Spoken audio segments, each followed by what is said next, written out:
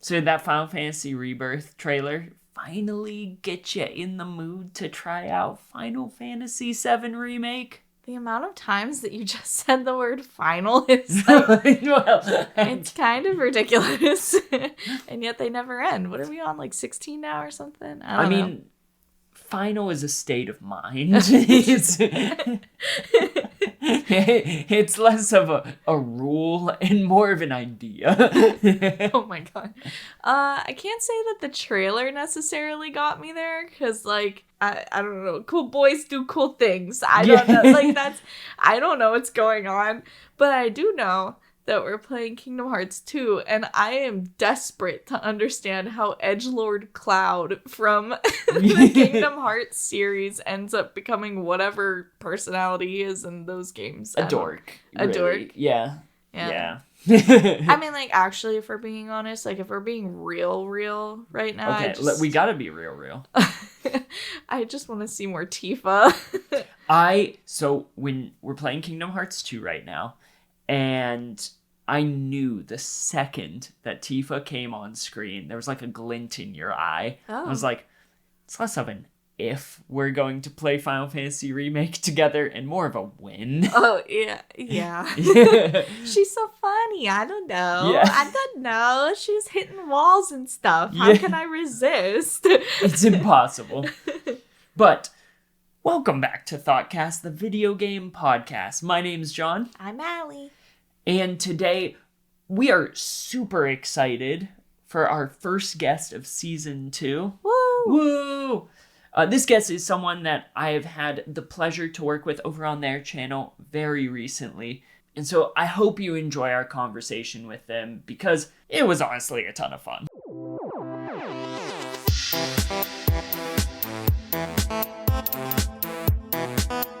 All right, I'm super excited for our guest today. You probably know him from YouTube. His name is Bio-Roxas. I've had the pleasure of getting to collaborate with him on his most recent video, The Psychology of Sora. Bio, thank you so much for coming on today. We really appreciate it. We were chatting while we were making that video, and you had mentioned a podcast, and I was like, yes, I will be there. Yeah, yes. Give me a day and time. It's on.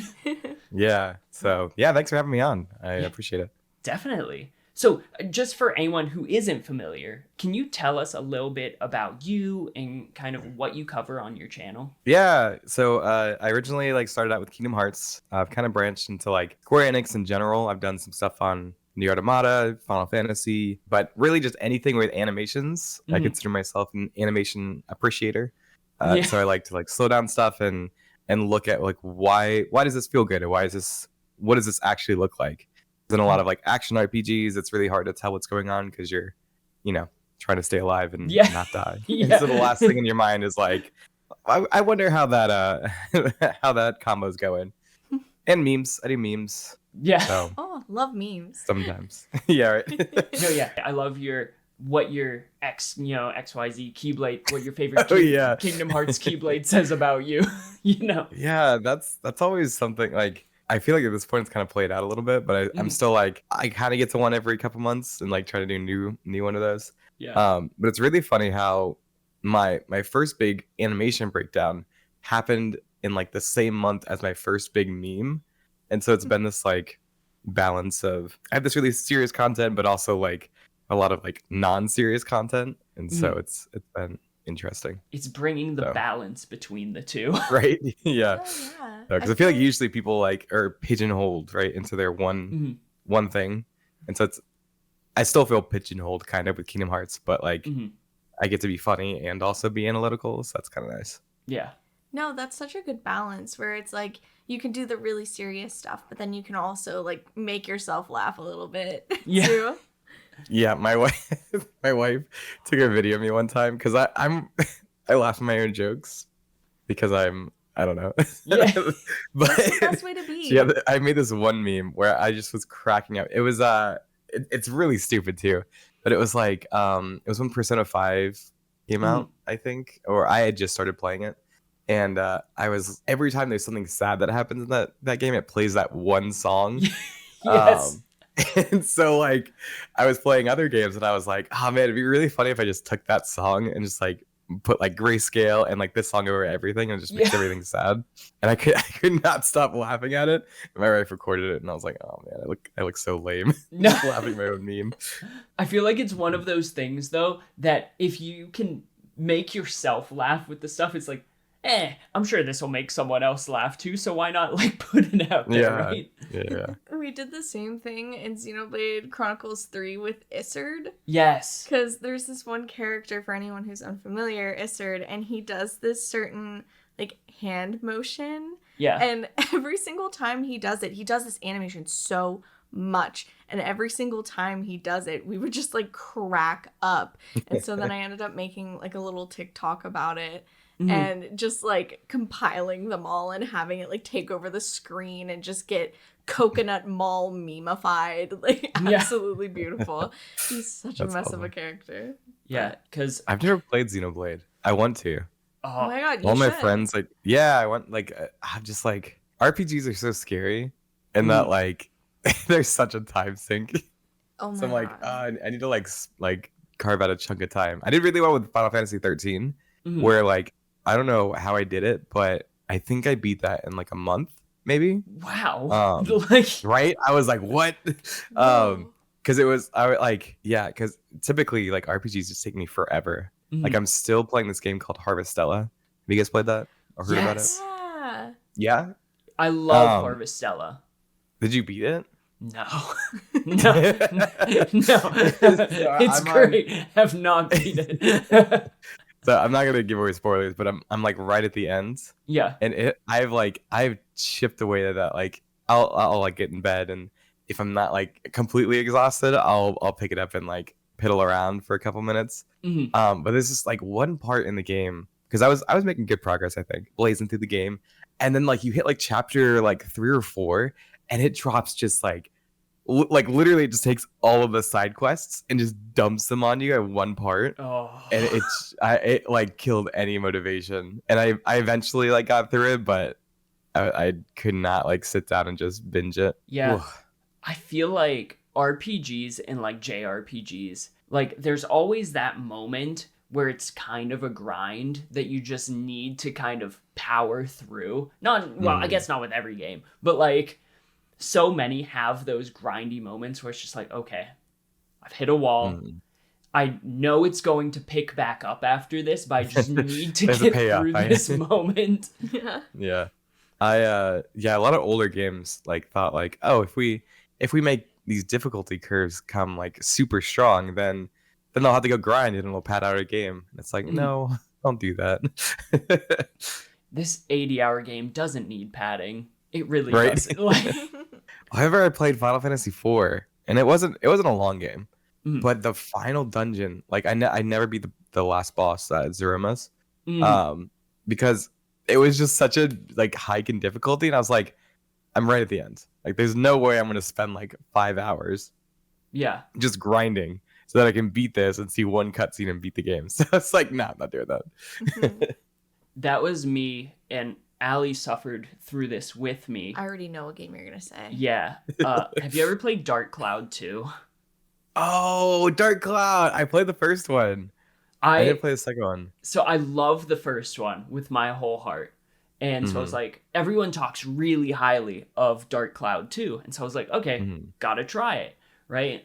And, you know, it's got repetitive gameplay and everything. But, like, it's really... I think it's a very well-made game, but if you're not really paying attention to how you're upgrading everything throughout the course of the game, then you reach the final... You can get to the final boss, but if you don't have great equipment or like a really nuanced understanding of the gameplay system, which honestly I didn't because I could pretty much cheese my way through most of the game, he just brutalizes you. And I spent a day trying to grind up and beat him and still couldn't. And I was like, I'll watch the final cutscene on YouTube. Yeah.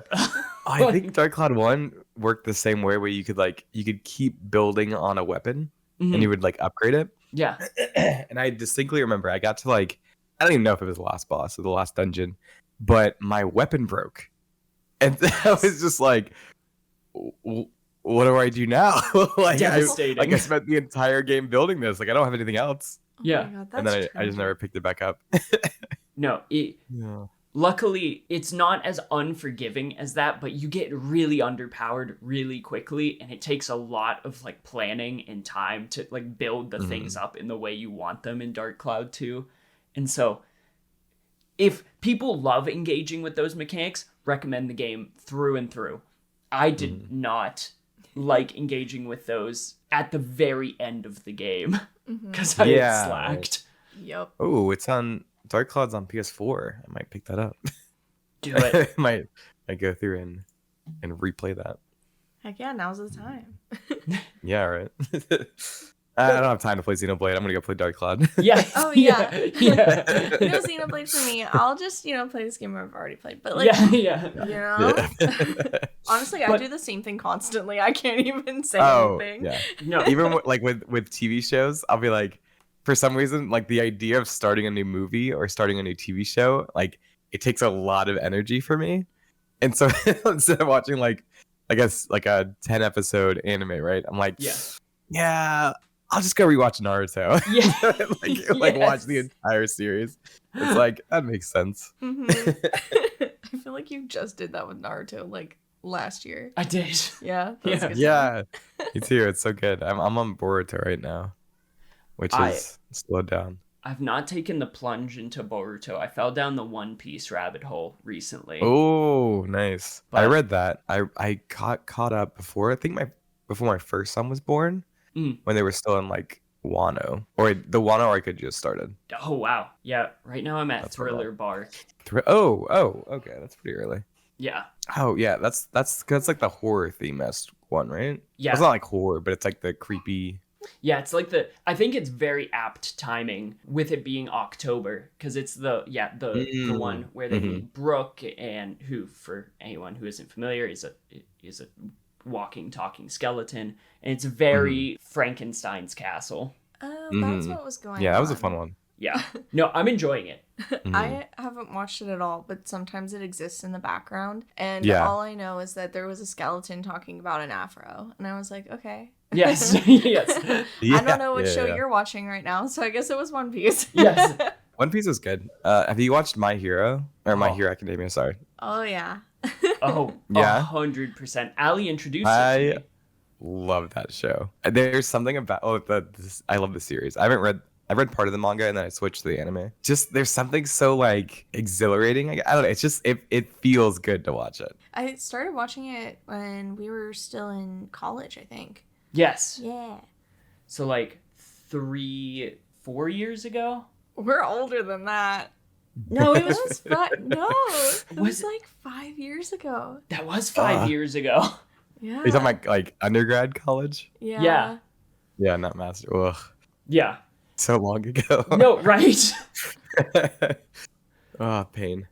But no, I love My Hero Academia just because of the kind of like feel good nature of it. Like obviously it's got like its ups and like any shonen anime, and it's like a lot right now. But do you keep up with the manga at all, or are you I'm about anime to. only? Because I was only watching. I got caught up on the anime side, Yeah. but really need to read the manga because I need to know what happens next. But yeah, I wanna read it and get caught up because I think they're in the last arc, right? I think so. Yeah. They're closing in on the end, I feel.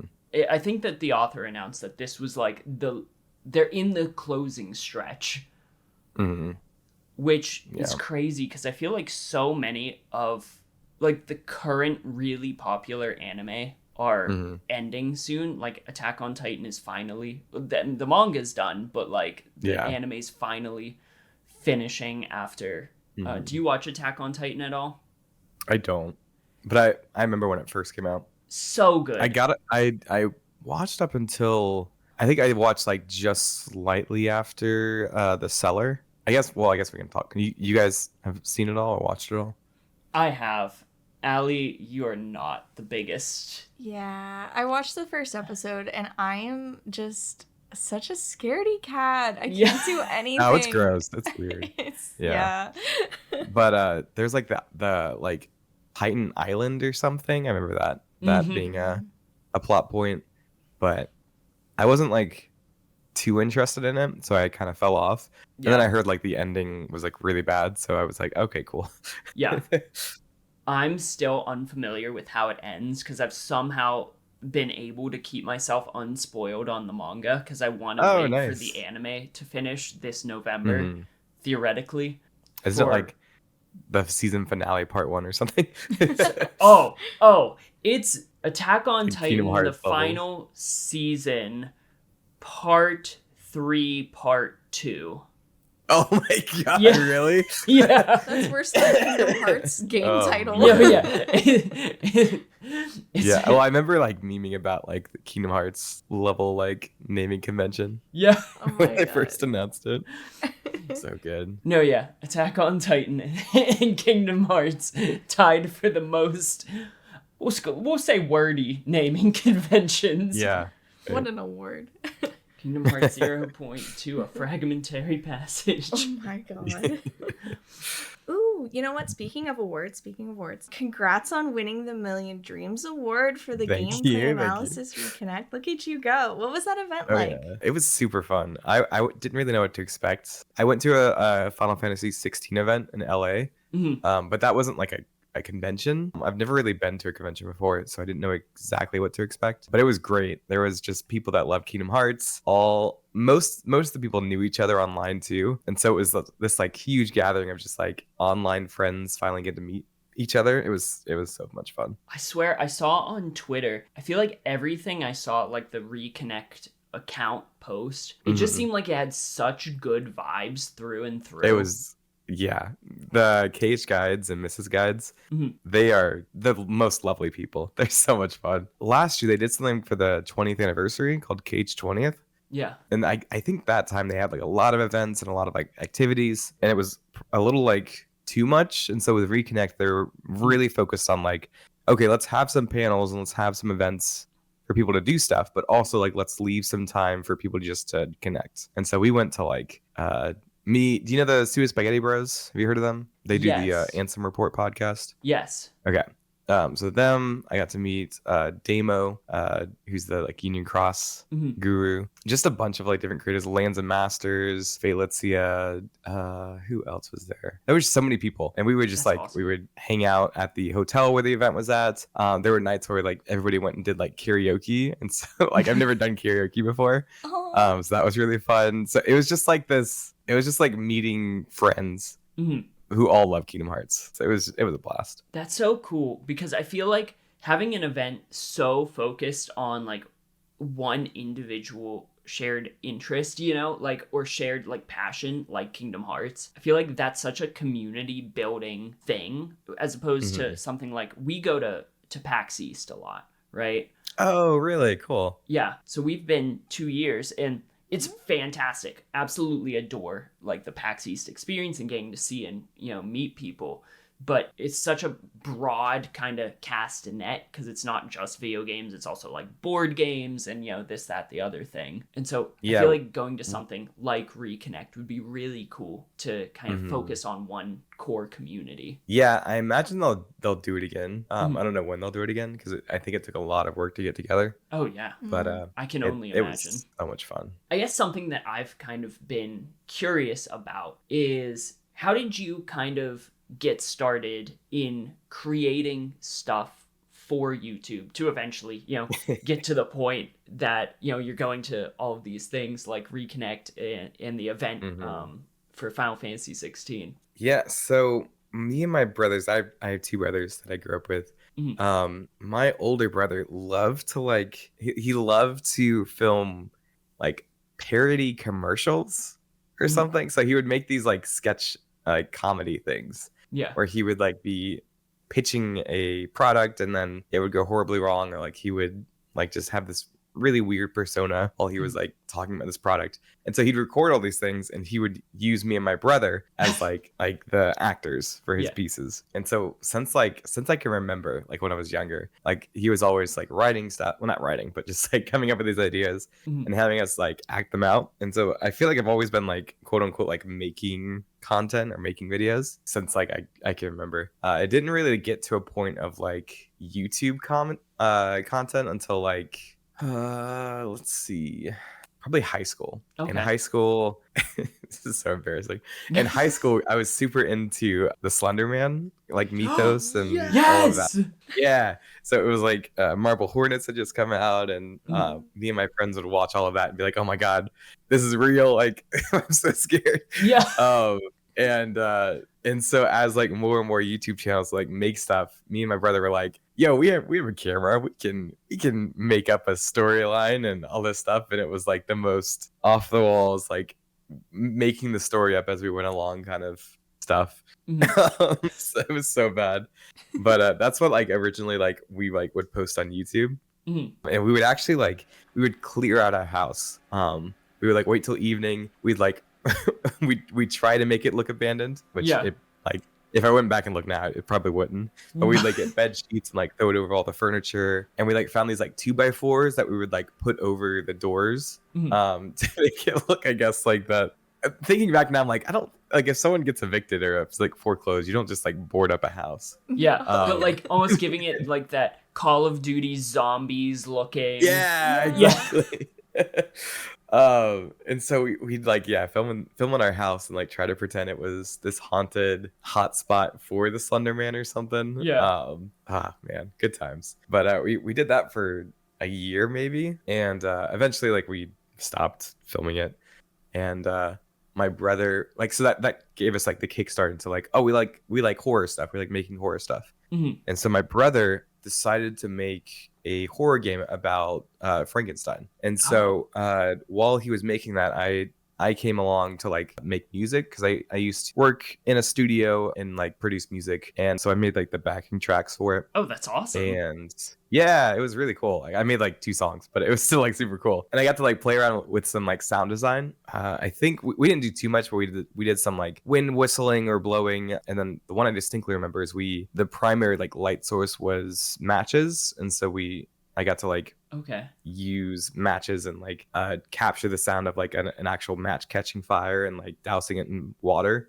So that was super fun, like trying to like figure out how to make that sound realistic and sound good. Yeah. That's so cool. Yeah, it was super fun. And so we had the idea of like, oh, we should give updates on our progress while we make this this game. And so we made this gaming channel where we were gonna post like commentary over gameplay, like, you know, let's play stuff. Yeah. And then also like give updates on this game. So at some point, like my brother had some other people that were like developing the game with him, and they kind of all went their separate ways. And so production on that stopped, but then Black Ops 3 Zombies became popular. And so that was actually what gave us our initial boost on that channel. Was my brother was super into cryptology at that point. And in Black Ops 3 Zombies, there are like ciphers that are like scattered throughout the maps that give parts of the storyline. And so he would post on his YouTube channel about all the different ciphers and stuff. Did you guys play Black Ops Zombies? So I did, but I wasn't aware of, you know, I like mindlessly played it with friends. Okay. Because I didn't personally have it.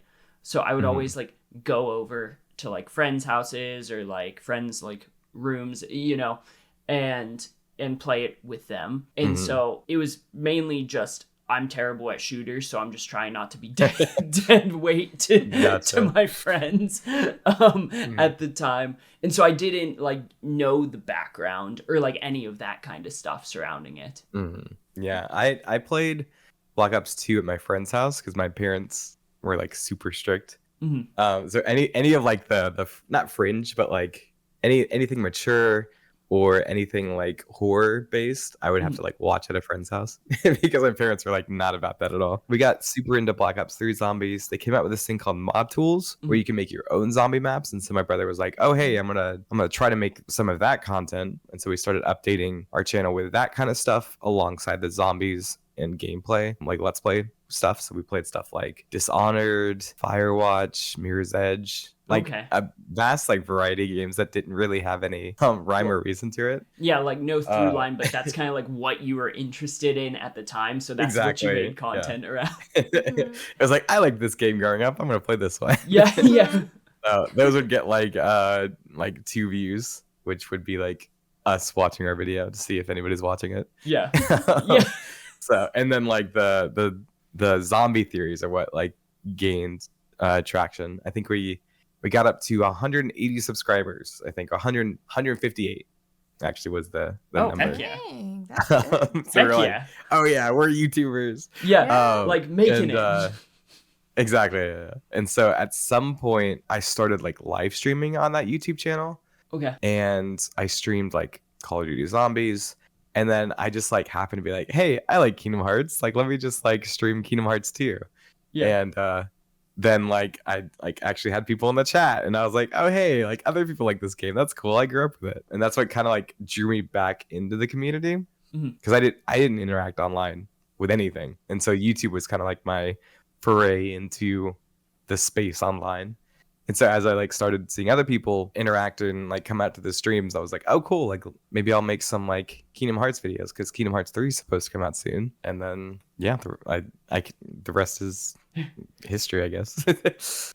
So with that, when did you decide? I mean, I think it's safe to assume that your kind of like username Bio-Roxas is pretty inspired by Kingdom Hearts. Yeah, a little bit. Yeah, I always loved Rox. Like Roxas is my favorite character. And so the other side of the bio part is actually from BioShock, because I love BioShock. And so I think I like gotten a PS3 or something, and I had to make like an online username, and I was like, well, I like BioShock, that's cool, and I like Kingdom Hearts, like I like Roxas, so I'll just slap those together. and there we go. One plus two one completely does different equal games. Yeah, no, they're so polar, like polar right. opposite. So funny. Typically, what I get is what is it? Bio Broly, which was like some like Dragon Ball Super thing, I think. Yeah, or maybe it was Dragon Ball Z. It's probably Dragon Ball Z. But when I first started getting big, people were like, "Oh, that's such a cool like Dragon Ball Z reference," and I was like, "Huh? What?"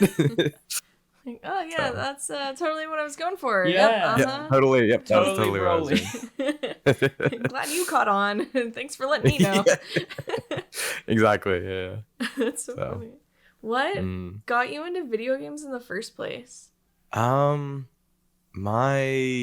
dad, I think, was like super into Mario. Didn't play anything else really, but he had like the old school Atari, and then he had a Super Nintendo, and so he loved like Super Mario Bros. 3. And I think that's all he played. Looking back, I'm pretty sure that's all I played. But somehow we ended up with like other Super Nintendo games. So we had like Earthbound, which I lost and I cry about to this day. Oh no! Right? Like that's terrible. I know, right? I was like, that's like such an iconic game now. But I liked. I didn't even know how to play Earthbound. I don't think I got past like the first area. Mm-hmm. But I also loved Mega Man X. That was another one we had on the Super Nintendo. Mm-hmm. And I adore Mega Man. I love platformers, and so I would just play that all the time. Mega So Man. it's kind of just like always been there. Mega Man is one of those franchises that I desperately want to get into, but like, do you have any of those franchises where you know you'll like it if you play it, but you just haven't gotten around to it yet? Yeah, Xenoblade.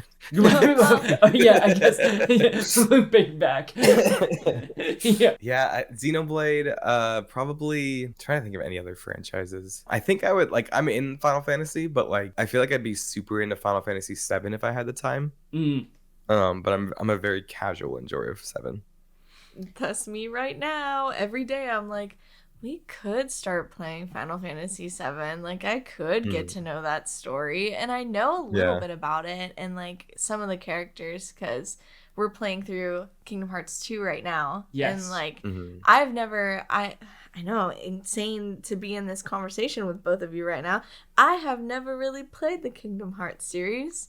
And so I'm just getting into it. And, and so I'm like, we're really close to the end of 2, aren't we? Yeah, we're in the world that never was at the Zigbar fight. Oh, okay. Ugh, Zigbar. What? Yeah, no, it's it hurts every single time you get that "you're dead" screen. You know, Yeah. It's like, okay, the mouse laughs still, but I just like, I don't know. I just keep seeing like Tifa and Cloud and Aerith and all of these different cutscenes and whatever, and I'm like, I know who you are, but I haven't played your game, and I feel like I'd like it, but I don't know.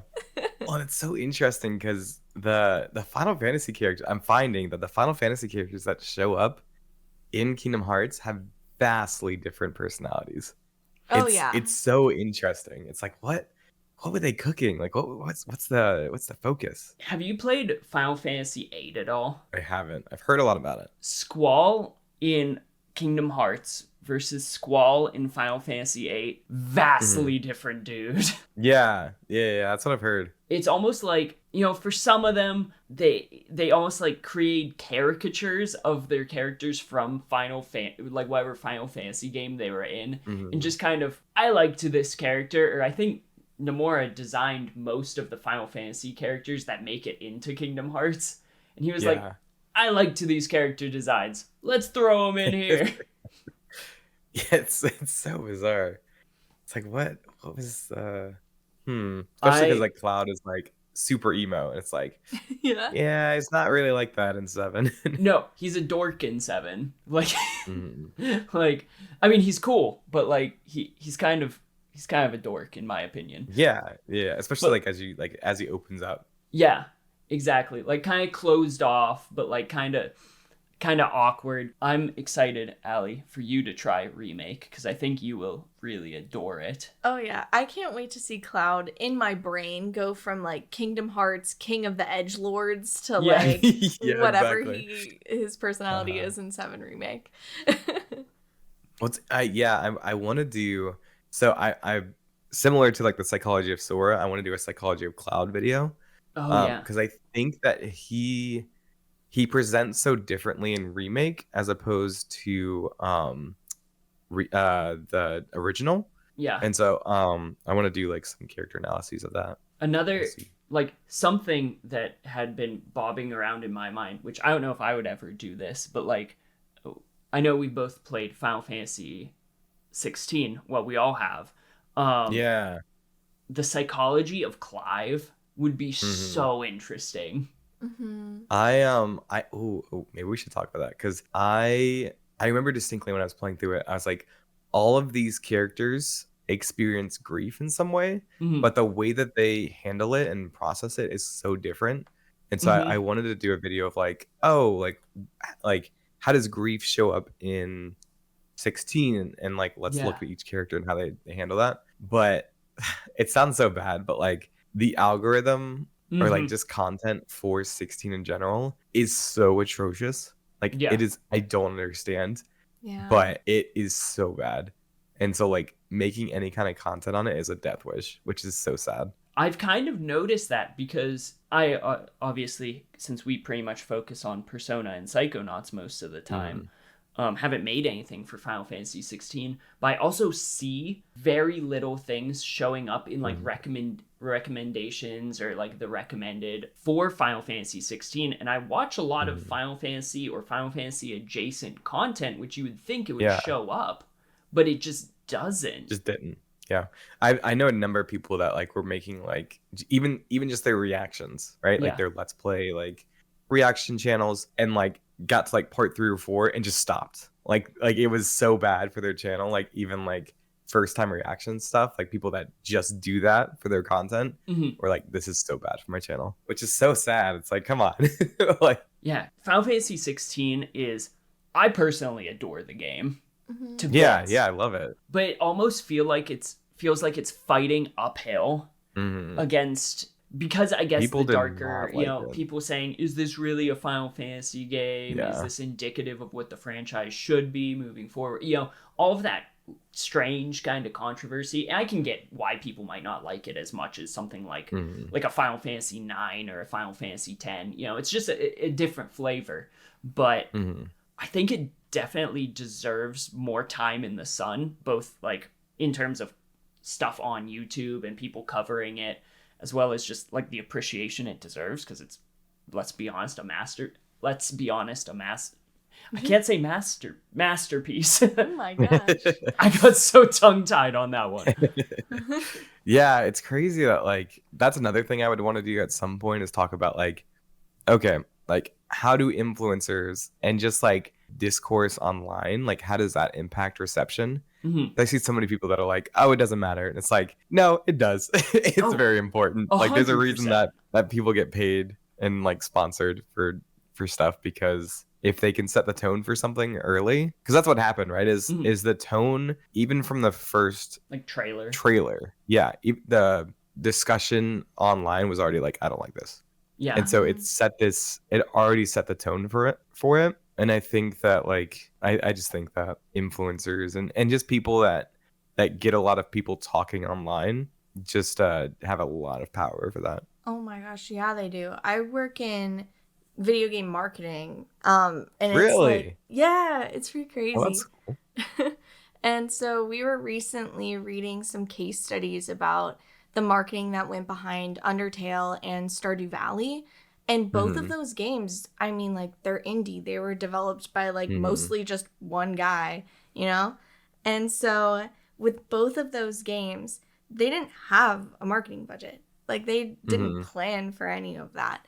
But what they did have was, I think Stardew Valley had a blog, and he would post online and say like different updates, and people would reply and say, I like that feature, I like this new art, like this is looking really good. And so that got a lot of people into this community of being like, oh my gosh, this game is gonna have this, like I really like that for farming sims, like this is amazing. And it just kept growing and growing as a community. And then Undertale also had a very similar experience of just posting online and getting hype before the game was even out and just getting people interested in that way. And so it just spread through word of mouth. Like Undertale had no marketing budget, but people were just constantly in streamers' DMs being like, you have to play this game. Like, I've been looking at the updates. It's so good. Like, you need to go play it. And that honestly happened kind of with Among Us, too. I don't think they had a marketing budget either. But influencers just got so into it. Yeah. Oh, yeah. Fall Guys. It's insane, like all these indie games where they just rely so heavily on their community, and then they end up becoming so huge. And when you think video games, you think like some of these experiences. So it's just crazy that, yeah, the community, you're right, it really, really does. And people who are all in game marketing, they know it. And some of them in AAA, they just don't really choose to fix it, and maybe in my opinion, the best ways. But it's definitely a learning experience. Everything in game marketing is just, you never know. And I feel like that's interesting because I feel like Square, that makes the Final Fantasy XVI thing even stranger, because I feel like Square does a really good job at partnering with influencers. Yeah. Well, it's like that uphill battle you were already talking about. Yeah. Where like I think the tone had already been set. Yeah. And so leading up to the release, there was a lot of people talking about it, but they were fighting. They had to pretty much like fight back against what had already kind of been agreed upon. Yeah. Oh, yeah. We kind of saw that at PAX East when they did the reveals of the like first gameplay trailers and things like that. Yeah. Because they did a live demo when we were there. Yeah. And you can pet the Torgal. Yeah, you can pet the Torgal. Yeah. And in one point of the presentation, they did kind of like an already curated Q&A, and they were kind of trying to amend some of the online discussions that had already happened. Like, the game is too dark, and they're like, it's not really that dark. Here, look, we'll walk through this area. Yeah. And they were trying to fix it. That was one thing that came up. I don't know if they told us at the 16 event. There was something around like the 16 release event that they were like, if this is too dark for you, this is the darkest it gets, right? Like, this is the darkest place that you'll see. So like everything else is fine. So like if you can handle this, you can handle everything else. And they were like really pushing that when they were showing off the Benedicta area. Yeah. So it's so interesting because I think there's a shift now where like influencers, how do I want to say this? Influencers still have a lot of power in terms of like what kind of expectations they set, but also I tend to see just like, and I want to like see like where it happens, but it's almost like the first person that can get out a hot take or like a very brief blurb about something, and the second it picks up traction, that's what gets into like the collective mind. Yeah. Because I remember with like Kingdom Hearts 3, right? There was a big Mm. creator that said like, "Oh, the game's floaty," and that just blew through the entire community. And people were in their head. They said Kingdom Hearts 3 is floaty, Mm. and there was nothing like there was so much work that had to be done on top of that to even like start any kind of discussion or change any kind of opinion. And even now, like people are like, "Oh, Soccer Team makes floaty games. It's bad." And it's Yeah. like, well, like, yeah. So it's interesting. Yeah, because I think that's 100%, true. Like for the most part, is that the biggest opinion that comes out the soonest that all these eyes go, especially if it's a creator or someone who makes stuff for YouTube, if people feel like their opinion is reputable or if they put a lot of stock into that opinion, even just naturally, like that's what people tend to latch on to before they even get their hands on the game. And then their perceptions are already kind of preemptively skewed to kind of agree or even just like look at that in a critical or more critical way. Mm-hmm. It's that study, right, where they put people in the classroom and they said, okay, 9 out of 10 people are planted, right? And so the one person is going to come in here and you all are going to say the wrong answer. Yeah. And the person that wasn't part of that study, right, would like it didn't happen every time, right? But a large majority of the people that came through would agree with the group because they didn't want to feel like outed. Yeah. And so that's the study I keep wanting to call back to when I think about like doing this video or discussion on it, because yeah, it's true. Like for some people, right, like they're gonna have a different opinion, and you see that argument of like, well, no, like influencers don't have influence, right? Like I didn't agree with them. And it's like, yeah, some people aren't gonna agree with that, or some people are gonna like be independent with their own thoughts and feelings. But for a vast majority of people, right, like they're going, it's not like they don't like know how to think for themselves, right? It's just the idea of like when you're in a group or if you're participating in like a community, you want to be part of that community. And so you're going to be more open to accepting the general opinion. Which I feel like is something that the new upcoming Persona 3 Reload is kind of facing a similar kind of situation that Final Fantasy XVI was, in that people are excited, but at the same time, a lot of the discourse is surrounding not the new additions to the game, but the perceived exclusions. Oh, they aren't going to have the female main character in this version, which isn't confirmed. It's likely that they won't, but it's not officially confirmed that won't be in there. And they won't have the extra content, the answered content from the Persona 3 Festival Edition, right? And so more often than not, when I hear about this new Persona 3 Reload that's coming out in February, it's more of the negative skewed things with the occasional, like, I'm really excited, the new voice actors sound fantastic, because they do, and like the new gameplay looks really great, but the UI is not the same, so don't love that, Yeah. And so, well, then you get into that whole like nostalgia thing of like nostalgia is becoming so powerful, where like remakes are doing so much better than new IPs, which is just mind-boggling. A lot of the games I'm excited about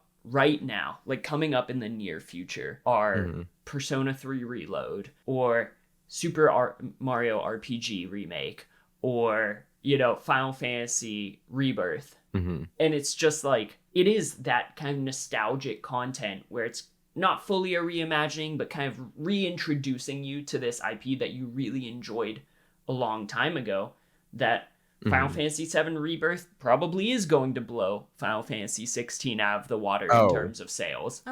Just undoubtedly. Even with like the first, like the most recent trailer, like the feeling around 7 Rebirth is so different than 16. Like obviously there are people that are not happy about it, but like the general opinion about it is just so positive.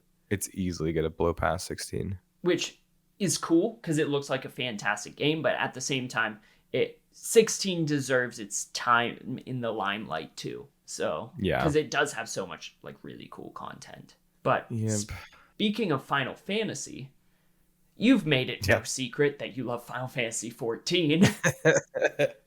How'd you end up falling down that rabbit hole? Yeah, so it's actually funny. So when Kingdom Hearts 3 was first coming out, wait, let me think. Okay, so when Kingdom Hearts 3 was first coming out, up to the release, there was this podcast where I don't know what they go by now, but it was this creator named Tuminator and this creator named Sea Salt Shelby. Okay. And they did this podcast about like just general news and what they were thinking about the upcoming release of Kingdom Hearts 3. And so I would listen to that podcast, and then when Kingdom Hearts 3 came out, I made content on it. I started like interacting with Twitch more, where I would just like, pop into the Kingdom Hearts 3 category and just like chat with different streamers. And so while I was in that category, I like saw Sea Salt Shelby, who had rebranded to like Schleb or something. And so I would, pop into their stream, say hi. And then I think one time they switched over to 14 because they were shifting into 14 content. And so I worked as a janitor back in my master's program. Okay. And so I would just hang out in people's chat and like listen to the whatever voiceover, because I couldn't just like sit and actually watch my screen while I was working. Yeah. So I would just like listen to it, and the music was really good. And eventually it was like, I should, like, there's a free trial, like I should try this out. And so and then I did, and then the rest is history. No, it actually took me like a year and a half maybe to get through Around My Born. It took me forever to like actually like start enjoying the game. I feel that. Yeah, right. It takes so long. Each expansion gets better. I think like Heaven's Word, it took like 6 months. Stormblood, it took like a month, and then I beat Shadowbringers in a week, and then I beat Endwalker over the weekend. Like each one, I've just gotten more like progressively like into it. Yeah. Right now, actually, I'm kind of going on like I haven't logged in a lot lately because I've done most of the things I've wanted to do. And it's one of those games where the developer really like encourages people like take a break, log out, unsub, like there's other games out there. And so it's a very like casual thing that I can just interact with. Another part of it was like 14 did not do like gangbusters on my channel at all. Like it actually like hurt a lot of my growth in both Twitch and YouTube. And it really hurt like so much of my growth. Like I sometimes wonder like if I had just stuck to Kingdom Hearts or just stuck to like breakdowns or like different stuff, like I wonder like what my numbers would look like and where I'd be. Yeah. Not that I'm like not happy with where I'm at, but the nice thing about 14 was that like it gave me a space where I could actually interact with people, because in the Kingdom Hearts community I very much feel like not a real person, if that makes sense. Like I grew so fast in the community, and almost like people don't see me as a person, more so just like a figure, online figure. I don't know. Yeah, like a figurehead before you kind of felt like you had your feet under you, like firmly within the community. Yeah, and so like I wasn't able to like just like meet people. Like I met other content creators, obviously, and I made friends while I was growing initially. But like like when I started like growing faster, like my DMs were just filled with like, hey, you should do this video, or you should have me write your script for you so that I can get credit. Like just like the weirdest things, or like people like, I remember actually recently someone sent me like this very long email just like cursing me out and so angry because I had like some joke about Kingdom Hearts 2 in my meme video that like spoiled a story segment. Yeah. So I got this long email like how like such an awful person I am, and I like emailed them back and I was like, dude, like what are you doing?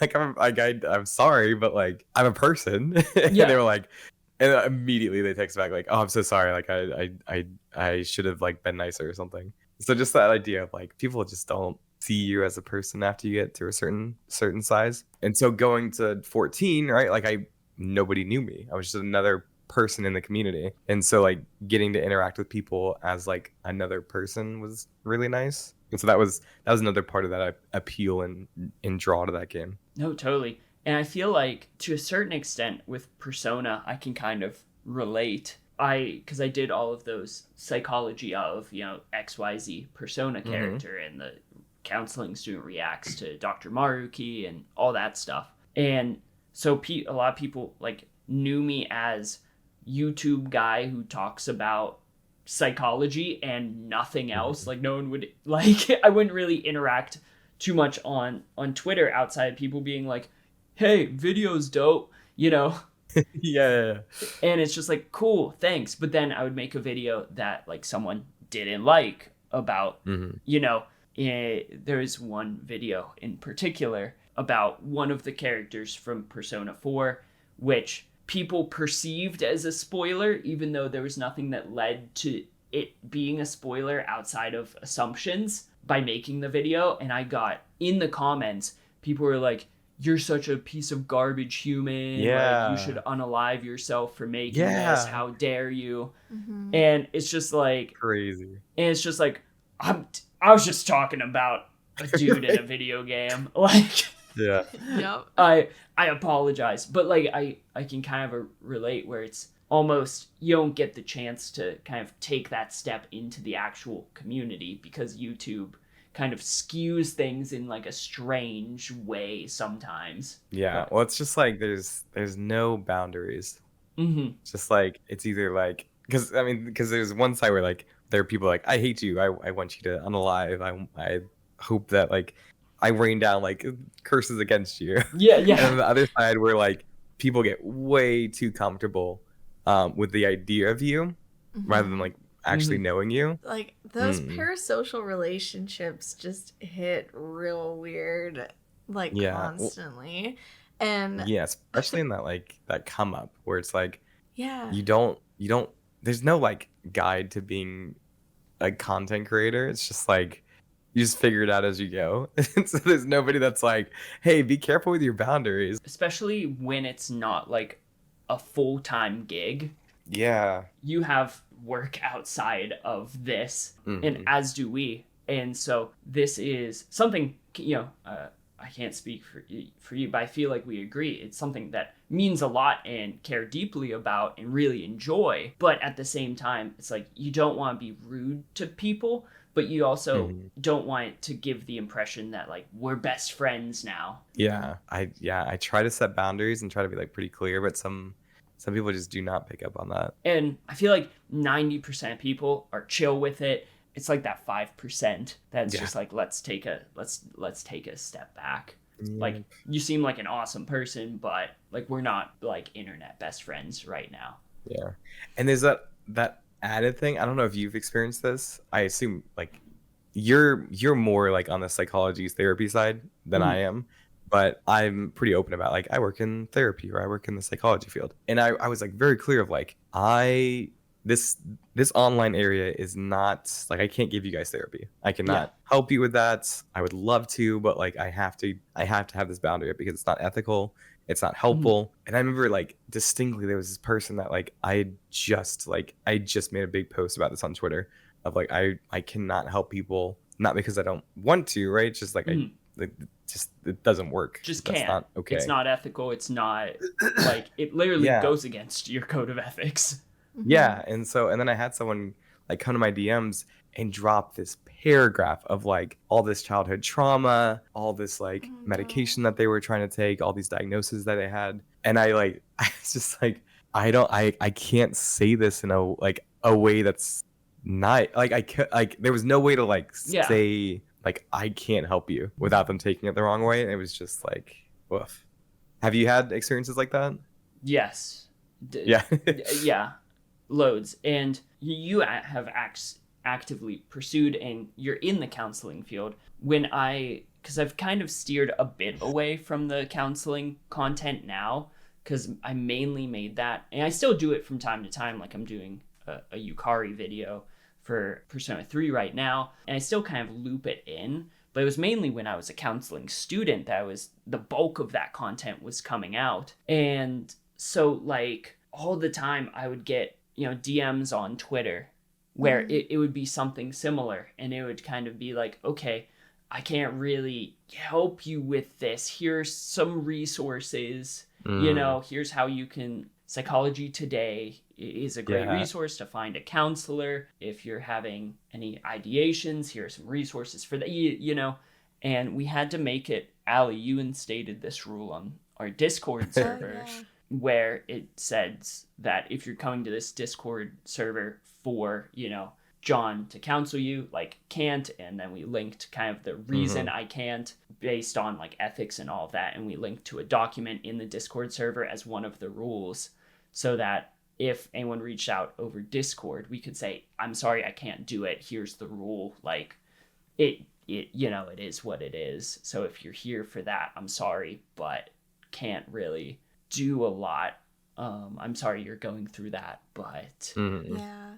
It was weird We had on to get Discord too, because like then I remember we had one person who came in and they're like, well, can we have like a venting channel so we could counsel each other? And it's like, ooh, Nope. that also Yeah. feels wrong. Like maybe yeah, we yeah, shouldn't do I it. maybe not I that was one. just about to bring that up because I was like, I do not have a venting channel in my Discord. I do not.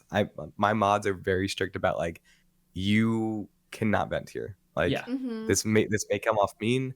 This may be rude, but like I do not allow venting in my channel or in my Discord Yeah. because there is evidence that like there's studies that show like venting does not help unless you're properly processing that and then dealing with whatever is stressing you out, because if you don't, it's going to come back.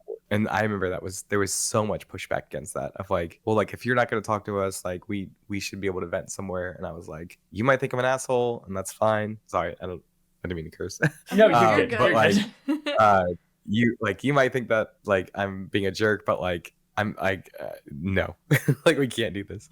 It's interesting because that's like a culture on Discord I've seen where like a lot of servers that I see have some thing or some channel where people can go to vent, and I'll like kind of peruse through some of them sometimes, and it is like it's just like a black hole because people aren't trained to deal with that. Yeah. And so you just have people that are like kind of going back to like the Psychology of Sora video where like someone will be like, man, it's a really hard day, and someone will be like, oh well, it's okay, like just feel better. It's like, Yeah. whoa, like that wasn't the right answer. And so it's just like, yeah, I have very, very strong feelings about venting online. Yeah, and I feel like there's been something that I've seen recently is this discussion around kind of therapy speak online and the rise of amateur psychologists and amateur counselors coming out in like these venting rooms who maybe go therapy themselves, and so they have a passive understanding on what kind of works for them and then try to apply that to kind of other people. And it's 99% of the time best of intentions, right? They're trying to help these individuals, but because they're not really trained to kind of focus in on the nuances of what's going on with these people that they're talking with on Discord, then they could be doing a lot more damage than they are doing good. Well, right, because 9 times out of 10, like especially with people, because venting is typically used by people who are struggling from anxiety or depression. Yeah. And as that depression worsens, right, like SI is going to come up, right? Like, and so if you're not trained to deal with that, like you can do so much damage of like, especially if someone's like, because I see this often where someone's like, I don't want to live, right? And someone says, oh, don't do that, you'll make me so sad. And it's like, oh, like no, like you're giving them guilt, which is gonna make them feel worse, which is gonna increase that SI. Like, don't do that. Yeah.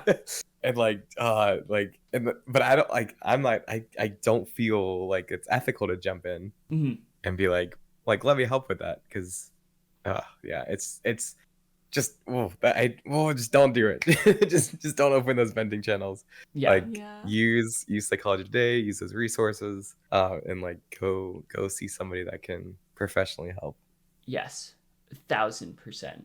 Just because that's what's ultimately going to help moving. Don't want to be kind of put into that situation where you get feedback from someone that could send you spiraling further than you would hope for, especially when you're looking for help. Yeah, and like you said, right, like it's not like people aren't going there to make things worse, right? They do have the best of intentions. Typically the people that are those amateur psychologists are helpers by nature, right? And so they want to help, and just sometimes that help, what we think is helpful, can just be detrimental. It's that thing. I work at a university now, and I work with a lot of student workers who kind of help other students with, academics and stuff like that. And the thing that I tell them when I train them is it's important to know what you know, but it's more important to know and recognize what you don't know. Yes. and kind of know your limitations there. Because if you just kind of go full force thinking you know everything, then that's going to do more harm than good ultimately. Yeah. Yep. I 100% agree. So shifting gears a little bit, one thing about your channel and your kind of online presence that's kind of fascinated me is the donut debate. Okay. I thought it was gonna be serious. No, completely shifted, like a complete 180. We just got done talking about like mental health. The interest about my psychology breakdowns. The interest about no donuts. Okay. No, yeah. But the donut thing has. I feel like there's been a zeitgeist and a bloodbath around your channel. How did the glazed versus plain debate start? So the way that it started was it was back in September 2021. I pulled up the tweets. The first time was my friend, actually, Lunar Lux. I don't know if you guys know Lunar. Yeah, I'm familiar on Twitter. I believe. Yeah. So he was, when I first started on YouTube, he was making content and he appeared in my like recommended, and I was like, oh, this guy's super cool. He's really like genuine with his excitement. Yeah. And so I messaged him and he was super cool and we just started chatting. Became friends. But yeah, like 2 years ago, he made a tweet and I found it in September 16th, 2021. He just made this tweet that said, "Apple cider donuts keep me going." And that was all I said. And I responded with, "I like those plain donuts with no icing or powder." And so he was just like, what? Like that's not a real donut. And so I made a post the next that same day of like, what is the best donut? And I had listed like plain donuts, iced donuts, or like glazed. I think at that point I put like iced donuts. Yeah. But like listed out like a poll. And so many people were like, "What do you mean plain donuts? Like, what is that?" And so me being like, I don't know. I think it's really funny to like overreact about the stupidest of things. Yeah. And so it was really funny to me to be like you're a terrible person if you like glazed donuts, and like just like have this like very serious like just personal attacks. Right? Yeah, exactly. And so it was just hilarious to me to think like I'm basing like if I think you're a good person or not based on your donut preference. And so it just kind of like ballooned from there, where like people just like thought it was funny, and so like in random comments and stuff, people would just be like, "Oh, you're that guy that likes plain donuts." Like this. So I just like searched plain donuts under my tag.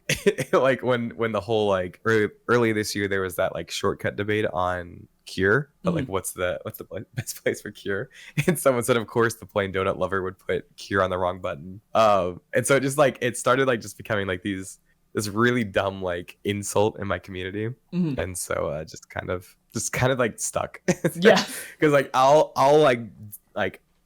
bury it in the ground, like I'll keep doing it until it's not funny anymore, but then like other people will like start the joke back up again, and so it's this like horse that never dies. Yeah. Those are the best. Right? It's so funny. I feel like John, you kind of have a similar thing, but to a much smaller degree on our Discord server, where people got really mad at you for not liking soup. Yeah.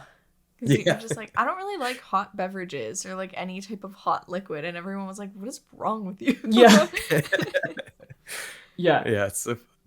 It's a much smaller degree, but it was like right in 2020 or 2021 when our YouTube Discord server somehow hot beverage came up. I was like, not for me. They're like, "Does that include soup?" And I'm like, yeah. Is it a hot liquid? Of course it includes soup. Exactly. Are you crazy? Yeah. So yeah, but it's to a much like smaller degree, and hopefully it's died out for now. It was like a bit for a little bit, and then like last year, I like for September, like I think it was like the middle of September, like the start of September, I don't know. Yeah. But I had this idea of like, oh, what if I just like start this donut war, like for every sub, right? Like you can get a point towards like plain donuts or glazed donut, and that like blew up. Like people were so passionate about it, and I got like a donut mod made for Kingdom Hearts, which was unfortunate. I don't know if you guys have seen that. Yeah, I think you have a video on it on your channel, right? Yeah. Yeah. So I got some donut keyblades made that are phallic in nature. Except we didn't realize that it was that. And so like literally it was me and two other people that worked on this design, right? And they sent it to me and I was like, yep, that looks fine, that looks great.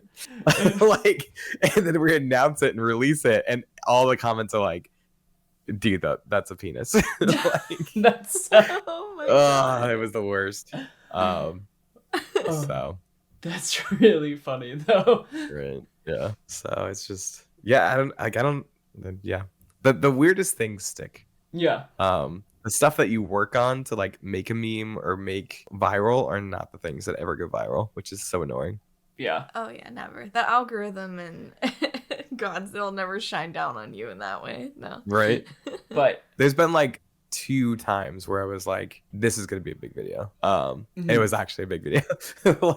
like the ultimate form video like breakdown that I did forever ago now. yeah. When I was releasing that, and like I felt like really good about that. I didn't think it would do that well. And then this like psychology video, like I've known for a while, like this will be a big hit if I ever can make it. Yeah. But typically it's always the random stuff. Was there like a specific moment that you did like kind of take that step back and say, I guess I have something here? I still I have very big imposter syndrome in like all areas of my life. So I'm always like, this is over. Like I'm not like people are gonna wake up and find out that I'm not actually I don't know what I'm talking about. Yeah. I relate. Yeah, right. Like I look at people that they have so much confidence, and I'm like, can I steal some of that, please? Like, can I have some of that? Like, how are you this like confident and charismatic with being an influencer? Doesn't make any sense to me. But I think with my form change breakdowns, if I'm being honest, like I think those I was like pretty confident on. I don't think I ever thought it would like be a huge success the way that they became. But I remember sitting down and watching the Kingdom Hearts 3 trailers. And I was like, there's nobody. There are people doing breakdowns, right? There are people that are analyzing these, but like nobody's actually talking about the form changes. Like any video I would watch, they'd focus on the Disney, right? They'd focus on the story, but like the combat was very much like, oh, KH2 is better. And that was like the extent. Like it just stopped all discussion. And so I kind of lucked into finding an interest in those form changes and then making content before the game came out. So I think that's when I was like, I think even then though, like when I was releasing videos, I mean, looking back, like I would get like 1,000 views or like a couple of thousand views on those videos. Yeah. Which now feels like a failure for a video. Yeah. But like then I was like, oh my, like I made it. Like, like let me pull up. I think second form was the first one I put out. And it's interesting that you say at the time, like getting 1,000, like for the longest time for our channel, I was like, if this video can crack 1,000 views, it's a banger. Like, yeah, like I put out, like that means it's successful. And now if something gets 1,000 views, I'm like, huh. Yeah, right. It's crazy. It's like I should be excited for that. Like 1,000 people wanted to watch this. Yeah, no, exactly. And like my brain is just like, Yeah. Because I'm like, the last video did better. Like, it's 9 out of 10. Ugh. Mm-hmm. Oh, I hate that. That is the worst. Yeah. That is the worst thing YouTubers ever made. Yes. Stupid ranking system. Oh my Stupid goodness. Fireworks that never won. I hate you. Yeah. But yeah, like my second form video, the first week actually got like 4,000 views, which actually is surprising. Mm-hmm. Yeah, so they like average like 2,000 or 3,000 views a week. And then when I released my it was ultimate form, that one like blew up. It got like 100,000 views in the first week, and I was like, okay, this is where it started. No, yeah, because it was like my welcome to critical mode blew up, the meme, like, and that I think I released that like a couple days before my ultimate form. And the welcome to critical, I don't know if you guys have seen that, but it was this like stupid meme where I just put like the Kirby theme music over me dying and like just like synced up the deaths to the beat. And it was like I like spent like a minute on it. Like it was nothing like crazy. It was just a stupid meme video. And that one, in the first week got 100,000 views. And that like was right before my ultimate form. And so like both just rocketed up in popularity. which was crazy. I feel like that happens so often. Like there will be like a series of videos, like 2 or 3 that are close together that all just like do like crazy numbers. Because that's what happened to us. I think it was the Akechi video. Oh yeah. And then right after that, we did the first Psychonauts video. And those are still like in the top 5 viewed videos on the channel for us. And it was like within a week of each other. Yeah. And it's like looking back, it's like, what happened? Like, yeah. Where did this come from? That's cool though that you were able to like shift from Persona to Psychonauts. Those don't seem like, I guess, like psychology. Yeah, I think that bridged the gap. But like looking at it from afar, it's like those are 2 very different games. Yeah. Oh my god, yeah. And like the Milkman, it was the we called it the genius of the Milkman conspiracy because it was looking at the mind, the mental world of the Milkman, and it didn't do well for a long time. To be fair, like it took a couple months to kind of gain traction, but like everything did at that time. But like now it's the most viewed video on the channel, which it was interesting. And I feel like the logical leap, I don't know how it worked out, but the fact that Persona 5 has mental worlds and Persona has mental worlds, that if people like checked both out, they would be like, huh, cool. Like, yeah, okay, that makes sense. So like I feel like the fact that there is that like connecting strand of like cognitive worlds and like mental worlds like brought enough people over, and then that spiked the algorithm in my favor enough for the Psychonauts stuff as well as the Persona stuff. Yeah. So it was very lucky is what it comes down to. But yeah, it's so hard to like nail down like what's gonna work. Yeah. Oh my god, every time. So outside of eating plain donuts and watching memes, yeah, what do you enjoy doing outside of the channel and work and all those kinds of things? I don't really do much outside of work. Oh, When I have time, I like pretty much it's like if I'm not at work, then I'm making content. If I'm not making content, then I'm like playing with my kids. That's like my life right now. I have a 3-year-old and a 1-year-old, almost a 4 and 2 now. Woof. Happy almost but birthdays. they're my world. They're incredible. I don't talk about them a whole lot. Like I'll sometimes post pictures or talk about them on Twitter. People are so weird though. I remember one time I posted a picture of my son. He had flipped. He was learning how to like kind of be on like his hands and knees, and so he'd fallen into this position where he had like pushed himself up with his head. Yeah. And I thought it was really funny because he was like he was totally fine. But I had snapped a picture and like posted it, and people were like, "Oh my god, like that's really bad for him. Like you're like that's not what a parent should do." And I was like, he literally just like was on it, like he was just standing on his head, like he's fine. yeah. But just like the amount of people that like try to Like, be parents. Backseat It's parent. crazy. Even when I feel like a lot of people who say those things probably are not. They're like 13.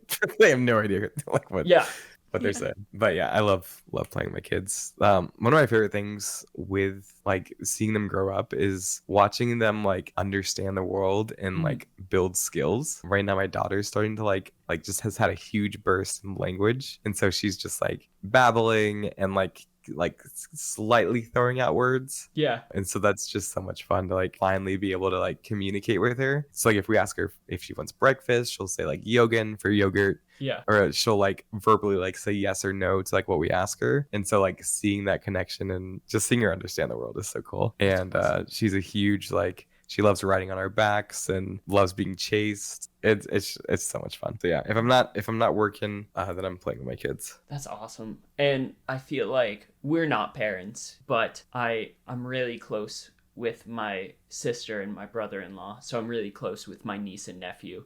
And oh, right. Yeah, you were talking about that. Yeah. And so like, well, I can't relate to the parent side of things, but like just see like being able to get the chance to like play and like see them grow up is such a cool kind of unique experience.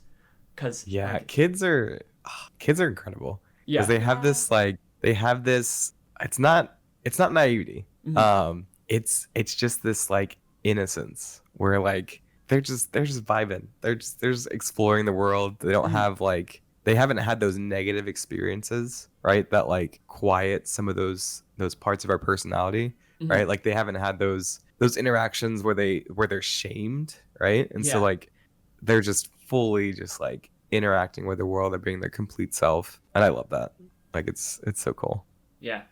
Just the fact that they can just be who they are without fear of repercussion or Mm-hmm. kind Yeah. of being put down, like, is Mm-hmm. so interesting because it's like I feel like that age is when their personalities and they grow into themselves so rapidly, whereas we age, like, it slows down so much more and the changes are Mm-hmm. more nuanced as opposed to like the leaps and bounds like as Yeah. children. Mm-hmm. I guess the last kind of question that we've got is, where are you currently playing? What are you watching? Like, what's keeping you sane? You know?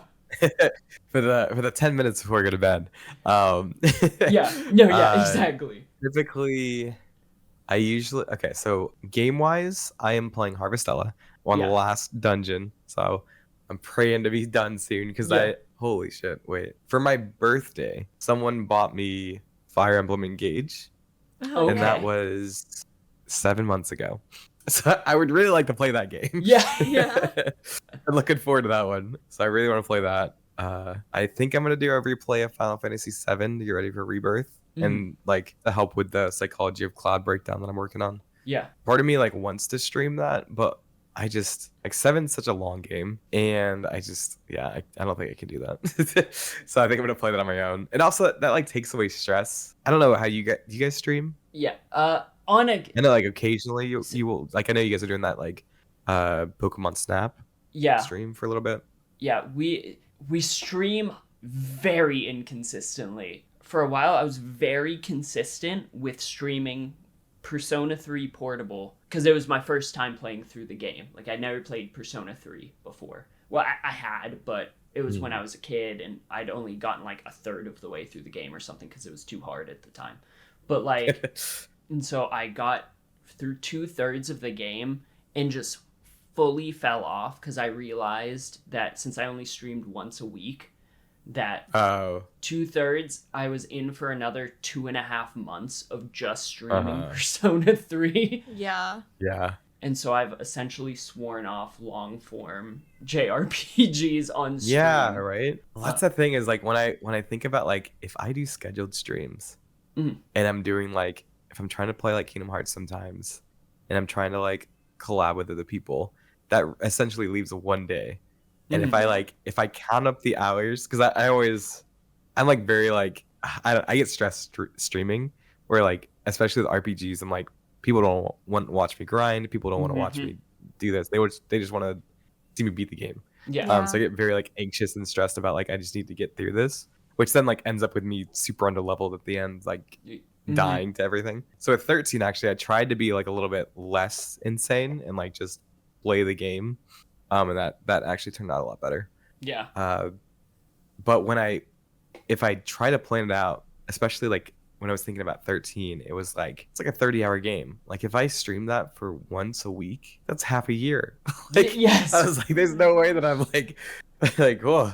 So I think I want to shift into this thing where like I don't stream on a schedule, Mhm. but when I want to play a game, I'll just kind of like block off, like just like start like casually like playing a couple hours each night if I like have time or like every other night. Because with 13, what ended up happening was I just like casually started it, was playing through it over the course of the week.